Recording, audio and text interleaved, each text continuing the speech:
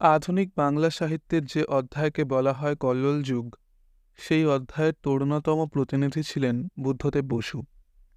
সাহিত্যক্ষেত্রে সর্বত্রচারী হওয়া সত্ত্বেও বুদ্ধদেব বসু সুখ্যাত কবি।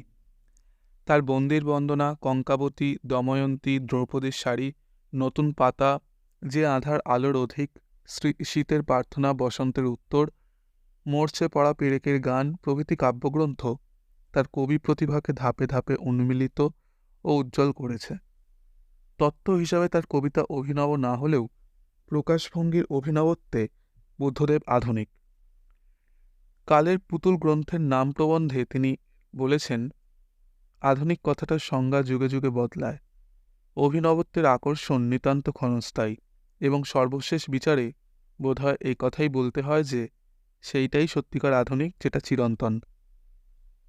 বন্দির বন্দনা কবি বুদ্ধদেব বসুর যৌবনের সূচনাকালের এক দুঃসাহসিক কবিতা। রবীন্দ্রনাথের অতীন্দ্রিয় জগৎ না ইন্দ্রিয় জগৎ, কোন পথে তিনি পা বাড়াবেন, এ দোলাচলে পড়ে তার অন্তরে প্রশ্ন জেগেছে, বিশুদ্ধ প্রেম না প্রেমের ভিতরে শরীরী কাম, কার গুরুত্ব বেশি? এই মানসিক দ্বন্দ্বে জর্জরিত হয়ে তিনি পূর্বসূরি কবি মোহিতলাল মজুমদারের দেখানো দেহবাদী অর্থাৎ শরীরী প্রেমকে আশ্রয় করেই শেষ পর্যন্ত তার কাব্যে সৌন্দর্যের যে পথটি বেছে নেন, তারই উজ্জ্বল ফসল হল এই বন্দির বন্দনা কবিতাটি। কালের পুতুল গ্রন্থে বুদ্ধদেব বসু জানিয়েছেন ও পরবর্তীকালে তার মানসিক পরিবর্তনের সার কথাটি এইরূপ: সৌন্দর্যের উপলব্ধিতে নিজের ভিতরে যত বাধা, যত মানসিক প্রলোভন ও দুর্বলতা, তার বিরুদ্ধে বিদ্রোহ, একদিকে মহৎ ও রোমাঞ্চকর স্বপ্ন সঞ্চার, অন্যদিকে পঙ্কিল ও ক্ষুদ্র কামনা, এই আত্মবিরোধের তীব্র যন্ত্রণা ও সেই কারণে স্রষ্টার উপর অভিসম্পাত। এই অভিসম্পাতের অংশটা অবশ্য আমাকেই মাথা পেতে নিতে হচ্ছে, কেননা আমি যে বন্দির বন্দনা লিখেছিলুম তার মূলে এই কথাটাই ছিল। একরকম বলতে গেলে রবীন্দ্রবিরোধী মনোভাবই তাকে ইন্দ্রিয়াতীত জগতের দিকে, অর্থাৎ প্রেম, দেহমিলনের সৌন্দর্য পথের দিকে আকৃষ্ট করে। শরীরী কামনার মধ্যেই তিনি প্রেমের সব প্রকাশ খুঁজে পান। বলা ভালো, রবীন্দ্র ছত্রছায়া থেকে মুক্তির পিপাসায় তার এ নতুন কাব্যভাবনাকে উদ্দীপ্ত যৌবনের সঙ্গী করে কাব্যজগতে যাত্রা শুরু করেন। বন্দির বন্দনা কবিতাটি যার উজ্জ্বল স্বাক্ষর। বলতে গেলে প্রথম মহাযুদ্ধের পর মানসিক মূল্যবোধের অবক্ষয়ের সঙ্গে, প্রেম, ধর্ম ও নীতির পরিবর্তনের সঙ্গে যুদ্ধোত্তর পৃথিবীতে সুন্দরের সঙ্গে কুৎসিত রূপ একাকার হয়ে শালীনতার পর্দা সরিয়ে রক্তমাংসের আদিম জৈবরূপের যে প্রকাশ ঘটেছিল, তারই উজ্জ্বল ফসল এই কবিতাটি। রবীন্দ্র ভাবনাও ব্রাত্য হয়ে পড়েছিল আধুনিক সময়ের নিরিখে। কাজেই বুদ্ধদেববাবুও সম্ভবত এই কারণে রবীন্দ্র ভাবনালোকের বিপরীতে গিয়ে দাঁড়ান আধুনিক কালের মুখপাত্র হিসাবে। কবিতাটির শুরুতে লক্ষ্য করা যায় রবীন্দ্রনাথের কাব্যাদর্শের বিপরীতে কবি বুদ্ধদেব বসুর অবস্থান। রবীন্দ্রনাথের সংস্কার জগতের বেড়া যে কবি বুদ্ধদেব ভেঙে দিতে চান, তার আভাস পাওয়া যায় প্রবৃত্তির কারাগারে মানুষের দুঃসহ বেদনার অভিব্যক্তিতে।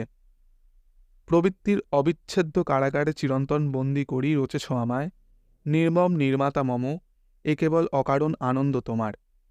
মনে করি মুক্ত হব, মনে ভাবি রহিতে দেব না, মোর তরে এ নিখিলের বন্ধনের চিহ্ন মাত্র আর। বৃথাতার উদ্দেশ্যে কবি বুদ্ধদেবের জেহাদ এখানে স্পষ্ট। প্রবৃত্তির অবিচ্ছেদ্য বন্ধনে চিরকাল বন্দি করে রাখার ব্যাপারটিকে তিনি আর মেনে নিতে পারছেন না। প্রবৃত্তির হাত থেকে মুক্ত করে কবিতার বন্দিত্ব দশা ঘুচিয়ে চান প্রকৃত যুবকের মতো বাঁচতে। বাঁধ ভাঙা বন্যার মতো তার দেহ মনে ক্ষুধা নিয়ে কবিকে তাই দস্যুর মতো স্বেচ্ছাচারী হয়ে ভেসে বেড়াতে হয়। প্রবৃত্তির দাসত্বের বন্ধন থেকে মুক্তির জন্য তিনি আকুল, তবু মুক্তি আসে না। বিশ্বের আকাশে তিনি কেবল উদ্দাম আনন্দের মধ্যে পরিলক্ষিত করেন মৃত্যুর স্রোত। আসলে জীবনের সুখী যে পরম নয়, সে ভুল কবির ভেঙে যায়। জীবন ঠিক যেন বুদবুদের মতো, এই আছে এই নেই। যতক্ষণ জীবন আছে ততক্ষণ রয়েছে দৈহিক আনন্দ। তাই কবির কাছে দৈহিক আনন্দে অবগাহন করাই হয়ে ওঠে জীবনের চরম সার্থকতা। দেহকে কবি করে তুলতে চান সম্পূর্ণ স্বাধীন, ভেঙে ফেলতে চান প্রবৃত্তির অবিচ্ছেদ্য কারাগার। কিন্তু ভাঙব বললেই তো আর ভাঙা যায় না, মুক্তিও মেলে না। তারপরে একদিন অকস্মাৎ বিস্ময়ে নেহারি, কোথা মুক্তি? সহস্র অদৃশ্য বাধা নিশিদিন ঘিরে আছে মোড়ে, যতই এড়ায় চলি ততই জড়ায় ধরে পায়ে, রোধ করে জীবনের গতি। ক্ষুধিত যৌবনের সঙ্গে কান্না ও সুন্দরের ধ্যান দুই কবিকে মানসিক দ্বন্দ্বে জর্জরিত করে। কবি ঠিক দিশা পান না। কবি বুঝতে পারেন সুন্দরের মগ্নতার দিকে তার অজস্র বন্ধনের যেন নিত্য অভিশাপ চলেছে। এমনকি সে বন্ধন কবিকে যেন পঙ্কের ভিতরে আকণ্ঠ নগ্ন রেখেছে। উদাসীন স্রষ্টার কাছে কবিতায় জানতে চেয়েছেন, মুক্তি কি শুধু মরীচিকা, সুমধুর মিথ্যার স্বপন? নিজের কাছে কবি নিজেই রয়েছেন চিরকালের জন্য বন্দী। যন্ত্রণায় দগ্ধ ক্লান্ত মর্মাহত কবি উপলব্ধি করেছেন, বাসনার বক্ষ মাঝে কেঁদে মরে ক্ষুধিত যৌবন, দুর্বম বেদনা তার স্ফুটনের আগ্রহে অধীর। রক্তের আরক্ত লাজে লক্ষ বর্ষ উপবাসী শৃঙ্গার কামনা, রমণী রমণ রণে পরাজয় ভিক্ষা মাগে নীতি। তাদের মেটাতে হয় বঞ্চনার দুর্দম বিক্ষোভ।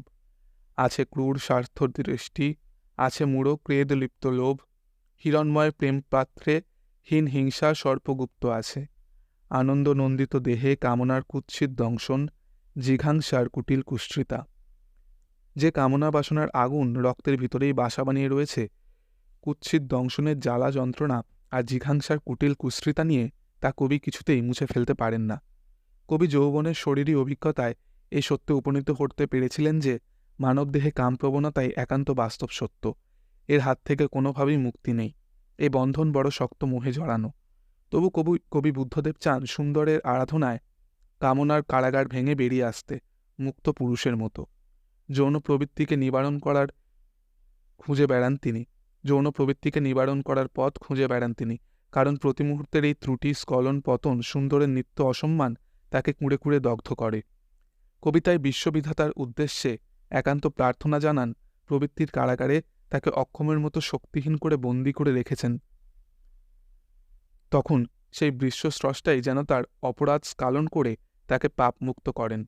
বিশ্বস্রষ্টা, তুমি মোরে গড়েছ অক্ষম করি যদি, মোরে ক্ষমা করি তব অপরাধ কর স্খলন।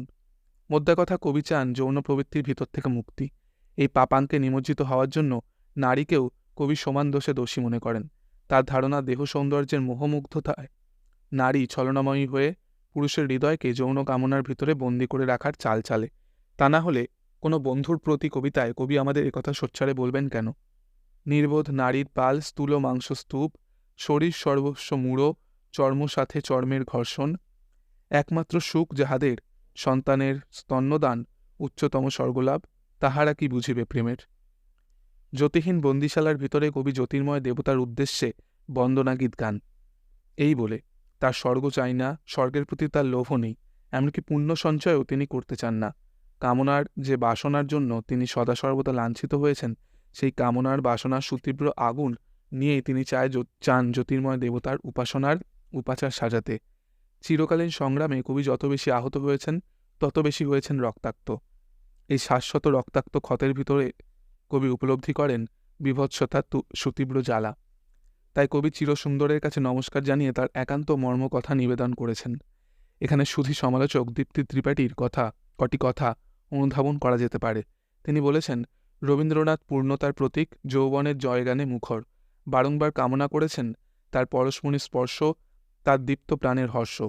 বুদ্ধদেবের কাছে সে যৌবন অভিশাপ মাত্র। কারণ সে যৌবন দেহকে অস্বীকার করতে পারে না, এবং দেহকে অস্বীকার করতে পারে না বলেই দেহজ কামনাকেও অস্বীকার করতে পারে না। প্রেমের দেহ সৌন্দর্যে বুধ হলেও কবি বুদ্ধদেব বসু কিন্তু একান্ত দেহবাদের মধ্যে ডুবে থাকতে চাইলেন না। তার শিক্ষা ও সংস্কৃতিগত রুচি তাকে এ ব্যাপারে বাধা দিল, বলা ভালো অন্তরায় হয়ে দাঁড়ালো। তাই তিনি চাইলেন কামবন্ধীন কারাগার থেকে মুক্তি, যার প্রমাণ এই কবিতাটি। অমৃতের জন্য কবি পিপাসার্ত। কবির পিপাসা যে কত গভীর তা হয়তো বিধাতা জানেন না। কৃমিঘন কামনা বাসনার প্রবৃত্তির পঙ্কিল সাগরে ডুবে থাকলেও কবির হৃদয়ে রয়েছে অমৃতের তরে অনন্ত পিপাসা।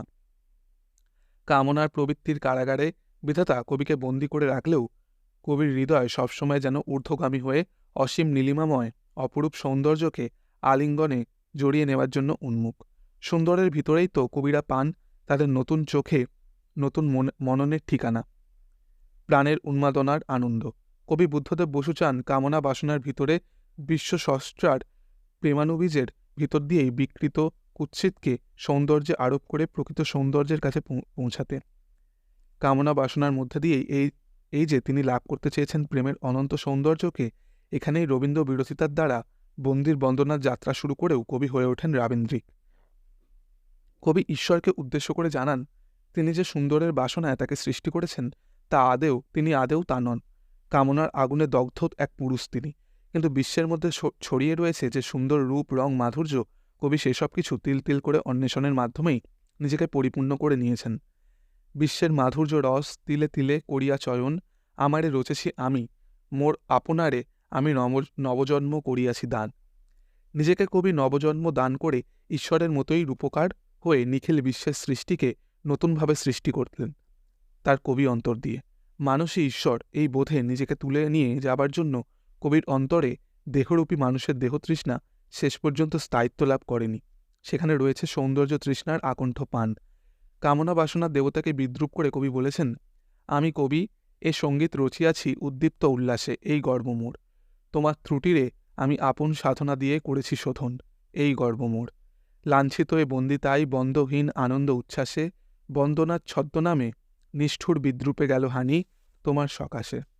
কবির গর্ব এখানেই তিনি সক্ষম হয়েছেন অনাদির লীলা সঙ্গীত উদ্দীপ্ত উল্লাসের কবিতা রচনা করতে। প্রবৃত্তির কারাগারে বন্দী থেকেও বন্ধনহীন আনন্দ বন্দনার উচ্ছ্বাস জ্ঞাপনের ছদ্মনামে ঈশ্বরের নিকট বিদ্রূপবাণী তিনি ছুড়ে দিয়েছেন। রবীন্দ্রনাথ যেখানে জীবনের প্রতিটি ক্ষেত্রে বিধাতার আশীর্বাদ লক্ষ্য করেছেন, সৃষ্টিক্রিয়ার ভিতরে জীবন দেবতার লীলা প্রত্যক্ষ করেছেন, আধুনিক কবি হিসাবে বুদ্ধদেব বসু তা না করে যন্ত্রণাময় সংগ্রামের মধ্যে দিয়ে মানুষের জয়কে প্রতিষ্ঠিত করেছেন। কোনো রহস্যময়ীর অঙ্গুলি হেলনে বা তার ইচ্ছে তার সৃষ্টির বাঁশি বেজে ওঠেনি। বন্দির বন্দনা কাব্যের মানুষ কবিতাতেও কবির বিদ্রোহ ভাব লক্ষ্য করা যায়। আমি যে রচিব কাব্য এ উদ্দেশ্য ছিল না স্রষ্টার, তবু কাব্য রচিলাম, এই গর্ব বিদ্রোহ আমার। কামনাকে অঙ্গীকার করেই শেষ পর্যন্ত কবি বুদ্ধদেবের প্রেমের জয় ঘোষণার কথাই মূলত ব্যক্ত হয়েছে বন্দির বন্দনা কবিতাটিতে। এমনকি কামনা বাসনার জ্বালায় কবিকে দগ্ধ করার জন্য কবি বিধাতাকে বিদ্রূপ করতে পর্যন্ত ছাড়েননি। তবে এ কবিতায় কবি বুদ্ধদেব সম্পূর্ণভাবে রবীন্দ্রনাথের বৈপরীত্যে অবস্থান করেছেন একথা বলা যায় না, বরং একথা বলা উচিত হবে রবীন্দ্র ভাবনার যোগ্য উত্তরস্বরী হয়ে তিনি শরীরী মূর্ততায় তার কাব্য মানুষের চাকাটিকে অন্য খাতে ঘুরিয়ে দিয়েছেন মাত্র। শরীরী বন্দনার মধ্যেই তাই স্বতঃস্ফূর্ত প্রকাশ ঘটেছে সত্য, সুন্দর, অনাবিল সৃষ্টি সৌন্দর্যের প্রেমময় লীলার।